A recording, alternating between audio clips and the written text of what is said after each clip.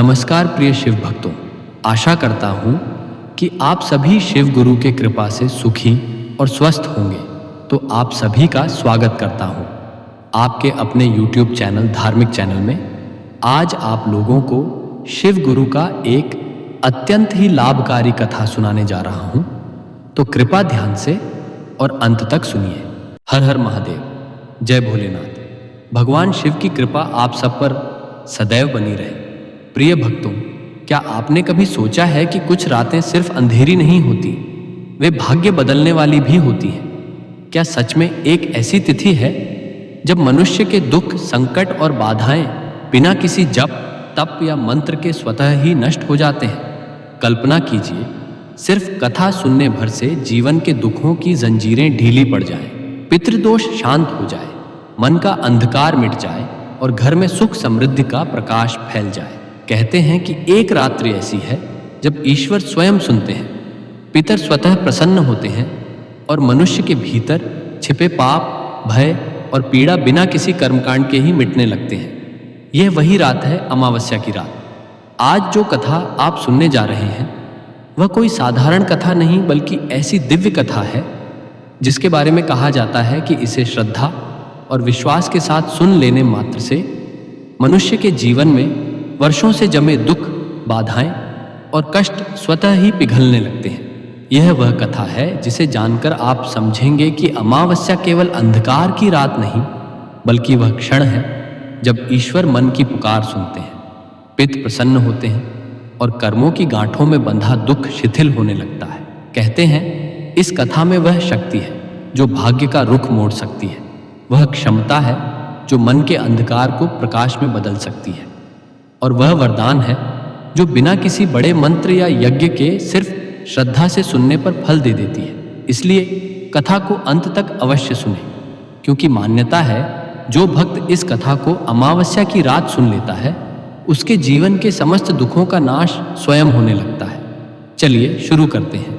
एक बार जब अमावस्या की अंधेरी रात में कैलाश पर्वत पर गहन शांति छाई हुई थी, हिम शिखरों पर चंद्रहीन आकाश की धुंधली छाया फैली हुई थी, तब देवी पार्वती ने अपने मन में उठते एक प्रश्न को रोक ना सकी और महादेव की ओर देखकर धीमे स्वर में बोली कि प्रभु, आज अमावस्या है और इस दिन को लेकर पृथ्वी पर अनगिनत मान्यताएं और विश्वास प्रचलित हैं।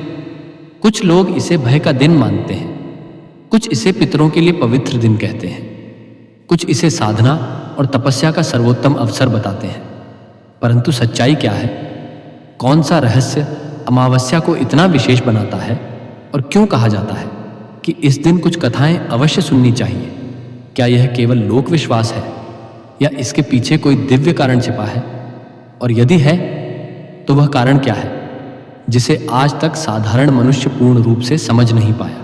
महादेव ने पार्वती की जिज्ञासा को देखकर मुस्कुराते हुए कहा कि देवी, अमावस्या मात्र चंद्रहीन रात नहीं है, यह वह समय है जब चेतना का द्वार सूक्ष्म स्तर पर खुल जाता है, पितृक और देवलोक के बीच की ऊर्जा का मार्ग सहज हो जाता है और आत्माएं पृथ्वी पर अपने प्रियजनों के पास आने का आशीर्वाद प्राप्त करती हैं।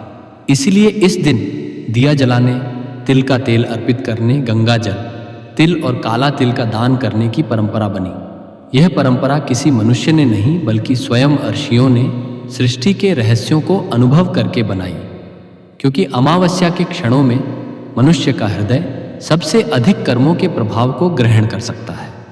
और इसीलिए आज की इस कथा को सुनना अत्यंत शुभ माना गया। पार्वती ने आगे पूछा कि प्रभु, क्या वास्तव में पितृ आत्माएं इस दिन पृथ्वी पर आती हैं? और क्या यह सत्य है कि अमावस्या की रात किसी किसी घर में दीपक जलते ही शांति फैल जाती है और वर्षों से चले आ रहे कलह शांत हो जाते हैं? क्योंकि मैंने पृथ्वी पर बहुत से लोगों को यह कहते सुना है कि अमावस्या एक परीक्षा का दिन भी है, जिस दिन व्यक्ति के भीतर का अंधकार और बाहर का अंधकार मिलकर उसके कर्मों को उजागर कर देता है। और यह भी सुना है कि अमावस्या की रात को यदि कोई कथा सुनी जाए तो घर की नकारात्मक ऊर्जा शांत होती है। महादेव ने गंभीर स्वर में कहा कि देवी, यह सत्य है कि अमावस्या का संबंध न केवल पितृक से है, बल्कि मनुष्य के अवचेतन मन से भी है। क्योंकि जब चंद्रमा लुप्त होता है तब मन का स्वभाव उथल पुथल महसूस करता है, विचारों में भ्रम और अशांति बढ़ने लगती है। परंतु यदि इस रात कथा, दीप दान और स्मरण किया जाए तो यही रात कल्याणकारी हो जाती है। उन्होंने कहा कि अमावस्या की एक प्रचलित सत्य कथा है जो पीढ़ियों से सुनाई जाती है, और आज मैं तुम्हें वही कथा सुनाने जा रहा हूं जो किसी कल्पना पर आधारित नहीं बल्कि एक वास्तविक घटना पर आधारित है जो सतयुग के उत्तरार्ध में घटी थी। पौराणिक कथा के अनुसार एक राज्य में एक राजा और एक रानी रहते थे जिनकी 4 संतानें थीं, 2 लड़के और 2 लड़कियां। एक लड़की का नाम पूर्णिमा तथा दूसरी लड़की का नाम अमावस्या था। पूर्णिमा घर के कामों में निपुण थी और घर का पूरा काम करती थी और भगवान की पूजा अर्चना भी किया करती थी। इसके अतिरिक्त वह गौ माता की सेवा भी किया करती थी। और उसकी दूसरी बहन अमावस्या ना ही घर का कोई काम करती थी, ना ही भगवान की पूजा अर्चना करती थी और ना ही गौ माता की सेवा करती थी। पूर्णिमा सर्वगुण संपन्न थी, फिर भी राजा और रानी अपने दोनों बेटों तथा पुत्री अमावस्या को ही प्यार किया करते थे और वे पूर्णिमा से प्यार नहीं करते थे, उसके साथ भेदभाव करते थे। राजा के 4 पुत्रों और पुत्रियां धीरे धीरे बड़े हो रहे थे। जब वे बड़े हो गए, राजा ने अपने दोनों पुत्रों का विवाह योग्य कन्याओं के साथ करा दिया। इसके बाद रानी ने राजा से कहा कि अब दोनों पुत्री विवाह के योग्य हो गई हैं और इन दोनों का विवाह भी करा दो, लेकिन पुत्री अमावस्या का विवाह किसी बड़े खानदान में कराना और पूर्णिमा का विवाह किसी गरीब परिवार में कराना, क्योंकि पूर्णिमा को केवल भगवान की पूजा पाठ करना ही पसंद है और गाय की सेवा करना पसंद है। अब रानी ने राजा को दोनों पुत्रियों का रिश्ता तय करने के लिए भेज दिया। राजा ने अपने पड़ोसी राज्य में जाकर वहां के राजा के पुत्र से अमावस्या का रिश्ता तय कर दिया और वहीं पास के गांव में जाकर एक गरीब परिवार के लड़के से पुत्री पूर्णिमा का रिश्ता भी कर दिया। ये सारी बात जाकर राजा ने अपनी रानी से बताया तो रानी यह सोचने लगी कि अब देखते हैं कि भगवान इसकी मदद कैसे करते हैं। ये बहुत ही पूजा पाठ करती है और भगवान में मगन रहती है। पूर्णिमा का भाई और उसकी भाभी पूर्णिमा से बहुत प्यार करते हैं, क्योंकि पूर्णिमा उनके घर के कामों में उनका साथ देती है और कामों में उनका हाथ बटाती है, और यही उनकी दूसरी बहन अमावस्या उन पर अपना रोब जमाती है और घर का कोई कार्य नहीं करती। कुछ समय बीत जाने के बाद दोनों पुत्रियों का विवाह हो जाता है। राजा और रानी विवाह के बाद अपनी दोनों पुत्रियों को विदाई देते हैं। विदाई देते समय राजा और रानी पुत्री अमावस्या को बहुत सारा धन और दौलत देकर विदा करते हैं और पूर्णिमा को भी कुछ भी नहीं देते, खाली हाथ अपने घर से विदा करते हैं। इसके बाद दोनों बहनें अपने अपने ससुराल को चली जाती हैं। कुछ दिन बीत जाते हैं और एक दिन अमावस्या अपने घर पर शिवजी की कथा रखती है, जिसमें वह सभी गांव वालों को निमंत्रण देती है और अपनी बहन पूर्णिमा को नहीं बुलाती। जब गांव की सभी औरतें अमावस्या के यहाँ जाती हैं तो यह सब दृश्य पूर्णिमा अपने घर के दरवाजे के बाहर बैठकर देख रही होती है। तब वहां से गुजर रही औरतें पूर्णिमा से कहती हैं, तुम्हारी बहन के यहाँ शिव जी की कथा रखी है, क्या तुम नहीं चलोगी? पूर्णिमा ने कहा, मुझे निमंत्रण नहीं आया है, मैं नहीं जा सकती। सभी गांव की औरतों ने पूर्णिमा से कहा, बुलाया नहीं तो क्या हुआ, भगवान शिव की कथा है, तुम हमारे साथ चलो। गांव की सभी औरतों की बात मानकर पूर्णिमा भी उनके साथ भगवान शिव की कथा में अमावस्या के घर चली जाती है। जब अमावस्या की नज़र पूर्णिमा पर पड़ती है तो वह कहती है, तुम यहाँ कैसे चली आई? मैंने तो तुम्हें बुलाया नहीं था। खैर कोई बात नहीं, अब तुम आ ही गई हो तो चुपचाप बैठी रहना। और यह कहते हुए अमावस्या ने पूर्णिमा की गरीबी का भी मजाक उड़ाया। पूर्णिमा की आंखों में आंसू आ गए और रोते रोते मन ही मन में पूर्णिमा भगवान शिव से विनती करती है, हे भगवान, क्या पूजा पाठ करना गलत है? गौ माता की सेवा करना गलत है? आखिर मेरी गलती क्या है? आप मुझ पर अपनी कृपा दृष्टि कब बनाएंगे? पूर्णिमा बार बार भगवान शिव से यही कहती रहती। इतने में शिव कथा पूरी हो जाती है और अमावस्या भगवान का प्रसाद बांटने लगती है। वह सभी लोगों को प्रसाद देती है, लेकिन पूर्णिमा को वह प्रसाद नहीं देती। पूर्णिमा बिना प्रसाद के ही अपने घर लौट जाती है। रास्ते में वह यह सोचते हुए चलती है कि यदि बच्चे उससे कथा का प्रसाद मांगेंगे तो वह उन्हें क्या जवाब देगी।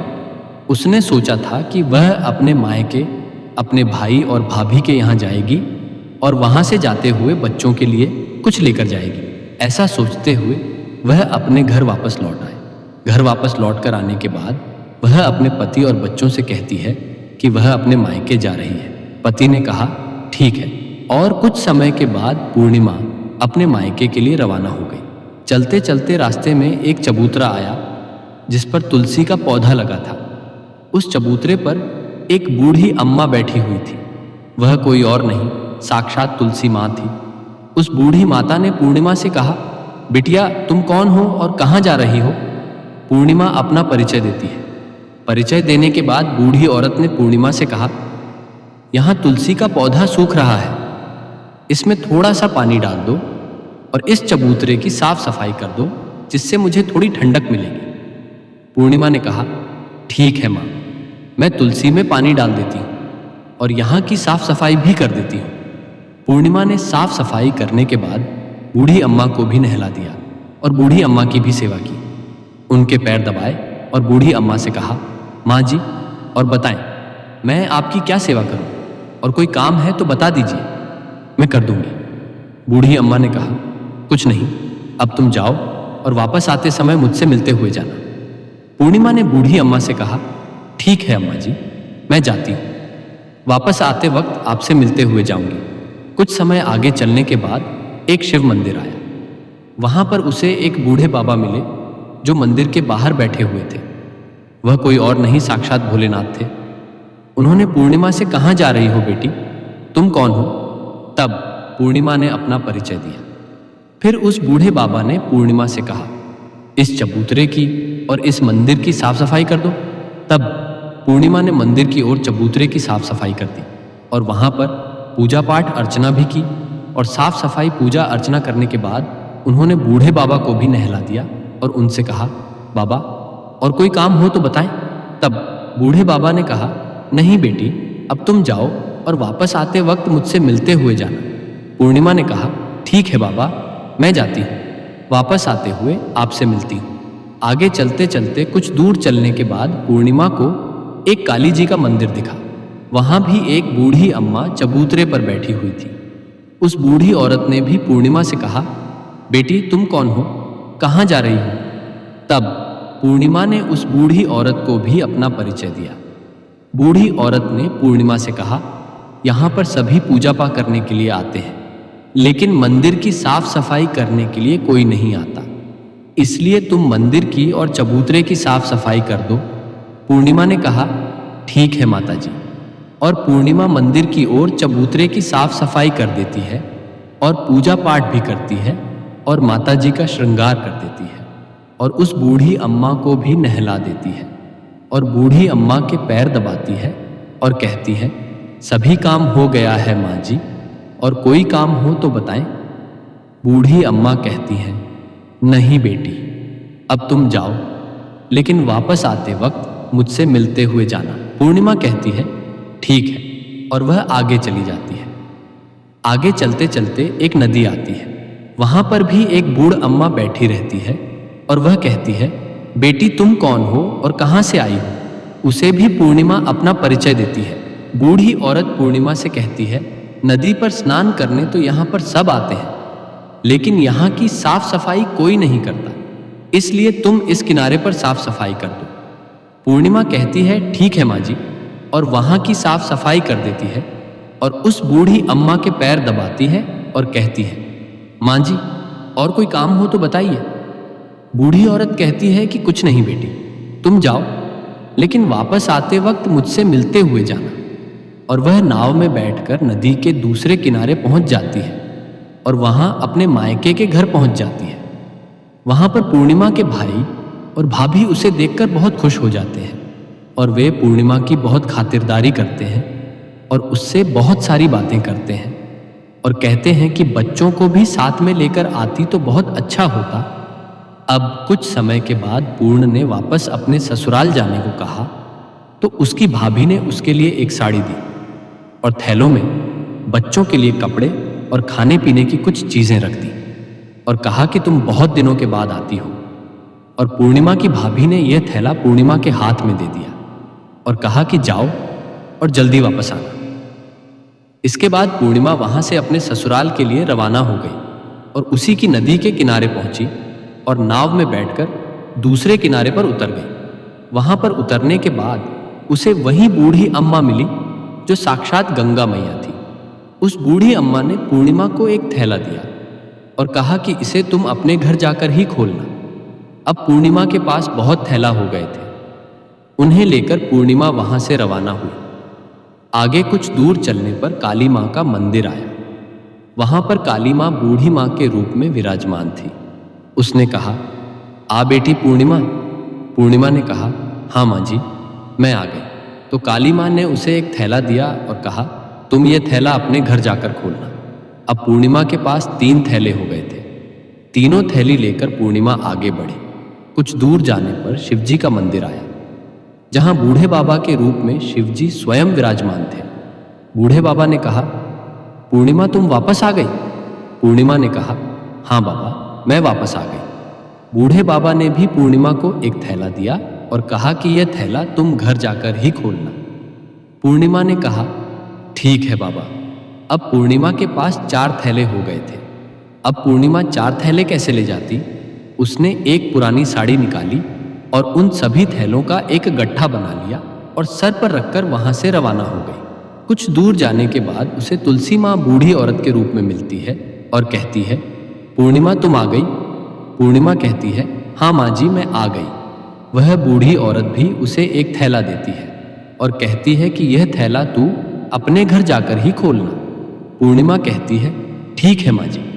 अब पूर्णिमा के पास 5 थैले हो गए थे। पूर्णिमा वहां से रवाना हुई तो वापस अपने घर पहुंच गई। पूर्णिमा ने बच्चे को नीचे रखा और सबसे पहले अपने मायके का थैला खोलकर देखने लगी। उसमें बच्चों के लिए अच्छे अच्छे कपड़े और खाने पीने की चीजें थीं और उसमें कुचने भी थे। पूर्णिमा ने कपड़े अपने बच्चों को दे दिए और खाने पीने की चीजें भी बच्चों को दे दी। बच्चे यह सब पाकर बहुत खुश थे। अब पूर्णिमा ने दूसरा थैला खोला जो उसे गंगा में आने दिया था। उसमें ढेर सारे हीरे, जवाहरात, सोना, चांदी आदि था। इसके बाद अब पूर्णिमा ने तीसरा थैला खोला जो उसे काली माँ ने दिया था। उसमें बहुत सारा सोना, श्रृंगार का सामान भरा हुआ था। इसके बाद पूर्णिमा ने चौथा थैला खोला जो उसे भगवान शिव ने दिया हुआ था। उसमें बहुत सारा धन संपत्ति भरा हुआ था और बहुत सारी खुशियां भरी हुई थी। इसके बाद अब पूर्णिमा ने 5वां थैला खोला जो उसे तुलसी माँ ने दिया था। उसमें चावल, दाल और 7 प्रकार की खाने की चीजों से भरा हुआ था। अब पूर्णिमा के घर में किसी भी चीज की कमी नहीं थी। उसका घर धन धान्य से भरा हुआ था और परिपूर्ण था। अब पूर्णिमा और उसका परिवार सुख में जीवन व्यतीत करने लगा। अब पूर्णिमा के मन में विचार आया कि क्यों ना शिवजी की कथा कराई जाए और शिवजी की कथा में एक कार्यक्रम रखा। पूर्णिमा ने गांव के सभी लोगों को निमंत्रण दिया और घर घर जाकर सभी लोगों को बुलाया। पूर्णिमा अपनी बहन अमावस्या के घर भी गई और अमावस्या को भी शिवजी की कथा के लिए उसने अपने घर पर बुलाया। जब अमावस्या पूर्णिमा के घर शिवजी की कथा में आई तो उसने देखा कि पूर्णिमा के घर में किसी भी चीज की कोई कमी नहीं है। इतना सारा धन दौलत देखकर अमावस्या आश्चर्यचकित हो गई। उसने पूर्णिमा से कहा कि तुम्हारे घर में इतनी धन और दौलत कहाँ से आई? पूर्णिमा ने कहा, देखो बहन, तुमने शिवजी की कथा में मुझे नहीं बुलाया था, फिर भी मैं चली आई और तुमने मुझे प्रसाद तक नहीं दिया और मेरी गरीबी का मजाक भी उड़ाया। उसके बाद मैं अपने घर आ गई और घर आते हुए मन ही मन में सोच रही थी कि अपने मायके जाऊंगी और मैं अपने मायके चली गई। और जो कुछ घटना इस बीच हुई वह सभी घटना अपनी बहन अमावस्या को बताती है। तो अमावस्या कहती है कि तुम भी मुझे प्रसाद मत दो और मुझे डांट लो। लेकिन पूर्णिमा ने कहा कि यह तो भगवान का प्रसाद है, मैं तो सबको दूंगी और तुम्हें भी दूंगी। फिर भी अमावस्या ने प्रसाद नहीं लिया और वह सीधे अपने घर चली गई। घर जाकर अपने बच्चों से कहकर वह अपने मायके जाने के लिए तैयार हो गई और मायके के लिए निकल गई। उसे भी रास्ते में चलते चलते तुलसी माँ मिली जो चबूतरे पर बूढ़ी माँ के रूप में बैठी हुई थी। बूढ़ी माँ ने अमावस्या से कहा कि बेटी कौन हो तुम और कहाँ जा रही है। अमावस्या ने अपना परिचय दिया।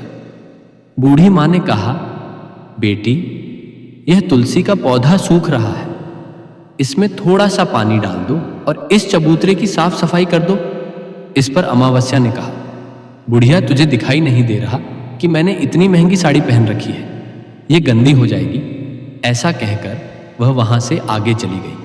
आगे जाने पर उसे भगवान शिव मिले, जिसे भी उसने ऐसा ही कहा।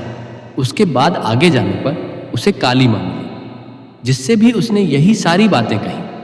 आगे जाने पर उसे गंगा माँ मिली, जिसे भी उसने यही सब कहा और आगे चली गई। इसके बाद अमावस्या जब नाव में बैठने लगी तो उसे नाव में फूलों की जगह कांटे भरे थे, जो उसके पैरों में चुभ रहे थे। किनारे पर उतरकर वह अपने मायके चली गई। तब वहां उसे उसकी भाभियों ने तथा भाइयों ने देखा तो मन ही मन में कहने लगे कि काम की नाक, आज की 2.5 मन अनाज की अभी गई हो तो ठीक है, पूर्णिमा तो हमारे कामों में हाथ बटाती, यह कोई काम करेगी तो नहीं। अब उन्होंने खाना बनाया और खा पीकर सभी सो गए। अमावस्या जब सुबह उठी और अपनी भाभियों से कहा कि मैं अपने ससुराल जा रही हूं। उन्होंने कहा कि ठीक है, जाओ। अमावस्या बोली, पूर्णिमा को तो तुमने एक थैला दिया था और मुझे कुछ नहीं दोगे क्या। भाई और भाभी ने कहा कि तुम घर जाओ, थैले तुम्हारे घर पहुंच जाएगा। फिर अमावस्या वहां से निकल गई और नदी के किनारे पर पहुंची। वहां गंगा मैया बूढ़ी औरत का रूप धारण करके बैठी हुई थी। बूढ़ी माँ ने कहा, आ गई बेटी। तो उसने कहा, हाँ मैं आ गई। अमावस्या ने कहा, तुमने पूर्णिमा को एक थैला दिया था और मुझे नहीं दोगी क्या।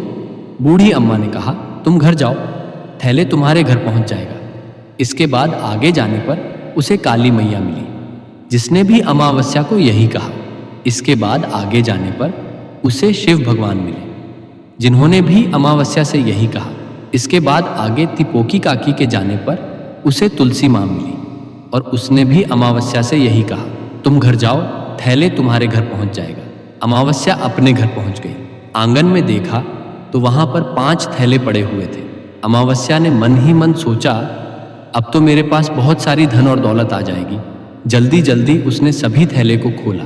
किसी में मिट्टी थे तो किसी में पत्थर, किसी में कंकर और किसी में कोयला। उसे मायके से भी कुछ नहीं मिला था, इन थैले में कुछ भी नहीं था। अमावस्या दौड़ती हुई पूर्णिमा के घर गई और कहती है, तुम्हें तो इतना सब कुछ मिला, मुझे तो कुछ नहीं मिला, आखिर क्यों। तो पूर्णिमा कहती है, जब मैं अपने मायके जाती हूँ तो अपनी भाभियों के साथ उनके कामों में हाथ बटाती हूँ, उनके साथ मिलकर काम करती हूँ, लेकिन तुम ऐसा कुछ नहीं करती, उनकी इज्जत भी नहीं करती, इसलिए वह तुम्हें भला क्या देंगे। इसके बाद तुमने गंगा मैया को ठुकरा दिया और काली माँ को भी ठुकरा दिया और भगवान शिव को भी तुमने ठुकरा दिया, इसलिए उन्होंने भी तुम्हें कुछ नहीं दिया। अमावस्या कहती है, बहन तुम मुझे माफ कर दो, मैंने तुम पर हमेशा अत्याचार किया है, मुझे कुछ नहीं मिला तो कोई बात नहीं, मैं भी भगवान की भक्ति करूंगी और सब कुछ प्राप्त कर लूंगी, मुझे इन सब चीजों का रहस्य बताओ। तो पूर्णिमा ने कहा, तुम 3 सूत्र का ज्ञान ले लो और उसकी कथा करना। पहले सूत्र में दया मांगना और दूसरे सूत्र में कथा मांगना और तीसरे सूत्र में 108 हितामत से 8 बार ओम नमः शिवाय का जाप करना। बहन, भगवान ने यह सूत्र दिए हैं, इनको अपने हृदय में बसा लेना। मैंने भी यह 3 सूत्र अपने जीवन में अपनाए थे और सच्चे मन से भगवान की भक्ति पूजा पाठ की थी। फिर भगवान ने मुझे यह सब कुछ दिया और तुम्हारे पास जो कुछ भी था सब खत्म हो गया। इसके बाद अमावस्या अपने घर गई और भगवान की पूजा पाठ करने लगी। भगवान शिव से उसने माफी मांगी और गौ माता की सेवा भी की और दूसरों की मदद भी करने लगी। प्रिय भक्तों, यदि इस कथा ने आपके हृदय को स्पर्श किया हो तो वीडियो को लाइक करें, कमेंट में हर हर महादेव लिखकर अपनी श्रद्धा व्यक्त करें। इस कथा को शेयर करें ताकि दूसरों के जीवन से भी अंधकार दूर हो सके। और ऐसी ही भक्तिमय कथाओं के लिए हमारे चैनल को सब्सक्राइब जरूर कर लें। हम फिर मिलेंगे एक और नई प्रेरणादायक और भक्तिमय कथा के साथ। तब तक जुड़े रहिए, शिव जी की भक्ति में डूबे रहिए। हर हर महादेव, जय भोलेनाथ।